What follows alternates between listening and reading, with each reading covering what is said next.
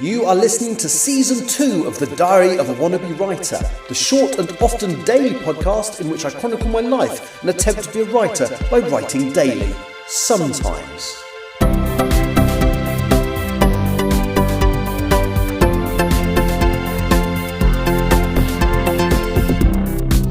Hello, it's Thursday the 27th of February 2025 and you are listening to The Diary of a Wannabe Writer. And sorry this is later, I did actually try to record a podcast earlier, but I kept getting interrupted. So we had a brief break on the ground because we landed early into Frankfurt. And so I had a little break, and right towards the end of it I thought, I could record the podcast now. There's nobody around me on the plane, I wouldn't have had anybody else's voices or anything on it. And I was just having something to eat and guarding the door, basically, because the back door was open. And I wasn't able to because I had loads of time where I could have done it. And then by the time I came to think of it, suddenly people started turning up, and then, it just wasn't going to happen. Anyway, but no, I had a nice day. So we flew into Manchester last night, as you know, because I did the podcast from Manchester. Slept very well last night. And then when I woke up this morning, it was about 7:30, but I'd slept really well. So what I did was, I'd been looking for a convenience store, but I'd always typed in supermarket and it came up with something a long walk away.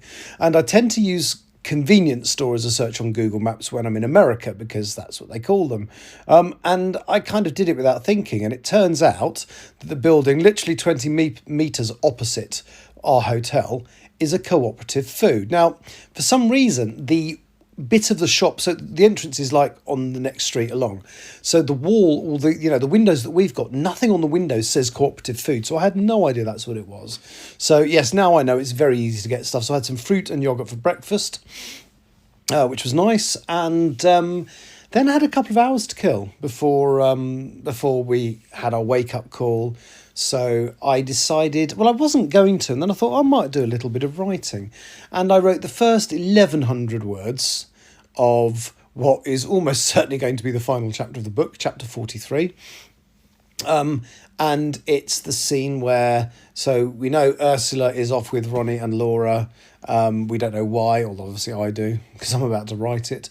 But whilst they're off doing whatever they're doing, soon to be revealed, Adrian and Ernest Carruthers have to just check there's nobody in Ursula's cottage, and or no bodies or anything in there, because as they walk past they sort of see that the door might have been broken into. So Ursula says, whilst I take the girls out to where I'm taking them, can you sort it out, boys, type thing. So Adrian goes in there, finds a pair of bodies sort of cuddled up together on the sofa, decides he ought to get some ID because Ursula might be interested on who was in her house, takes that little photograph and realises from the photograph that it's Ronnie's parents that are on, dead in Ursula's house. And that's basically what I've written. It sounds depressing, but we knew they were dead anyway. She knew they were dead anyway. And actually the reader already knew they'd died there because I cover that off in my so-called chapter of death. And I was trying to work out where to put them, and I couldn't think of anywhere. Just have them in their regular house. And then I thought, no, maybe they've gone back to try and reconnect with their daughter in the only way they can, which is to go back to, the place where she disappeared. So that was quite bittersweet, but it's written. So the big next scene I need to write is whatever Ursula is doing with Ronnie and Laura. I know what it is. I probably won't say on here because it's one of the little twists at the end of the book, but it'll be a nice moment to write. And then once that's written, really it's all about Ursula explaining to Ronnie that she's lived a long life and she's 400 years old or whatever it is, and she kind of is ready to stop. And so there's that got to happen. Obviously, Adrian and Carruthers need to tell Ronnie, actually, your parents are there. And they've left a letter for her as well, which obviously she'll get to read. And they've left all her old drawing books and notebooks that she used to write and draw in, because she loves drawing pictures of, flowers and mushrooms and just stuff in nature. So, and then that will lead on to the very final scene, which is Ronnie by herself going to draw some pictures, and her intention is to draw some flowers. Ends up drawing a picture of Ursula, who has just passed. And then in there somewhere also, I need to have a couple of scenes with Marianne and Mackenzie. Quite how that's going to work, I don't know, because I've kind of told their story.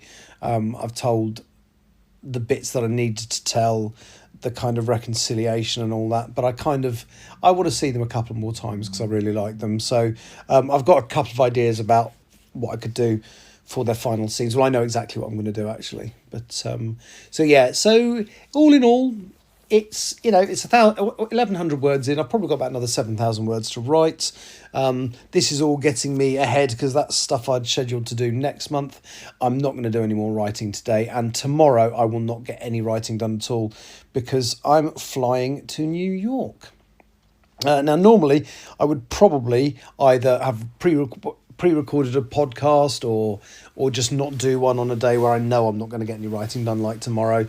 But tomorrow is the launch of T.G. Campbell's book, The Case of the Fatal Flaw. It is the 7th book in her Bow Street Society series. It's available on Amazon from tomorrow. And to celebrate this, tomorrow's podcast, a little bit longer than normal, it's about 15 minutes long, and it's a chat, it's an interview with Tani. Unusually, there is a video version of the episode will be made available at the same time on YouTube. And for people who are genuinely interested, there is going to be a longer version of that same interview available on my YouTube channel as well. Because in the podcast, we limited it to how she, obviously a little bit about the book and how she influenced my writing techniques, and then a bit more detail about the book in the second half of that interview. So there's several versions of it going to be out there tomorrow. I do urge you to have a listen to at least one of them and to consider having a look at the book. bowstreetsociety.com. Probably best if you start with book 1 actually, which is called The Case of the Curious Client. Anyway, I'll be quiet. Next time you hear from me, I'll be in New York, probably. Will I record one in New York? Yeah, I will, just about. All right, thank you for listening. Take care. Bye-bye. You have been listening to The Diary of a Wannabe Writer. For more information about what I'm writing, go to linktr.ee/Richard Writes, capital R, capital W, where you can find details of my website and social media. I may see you there.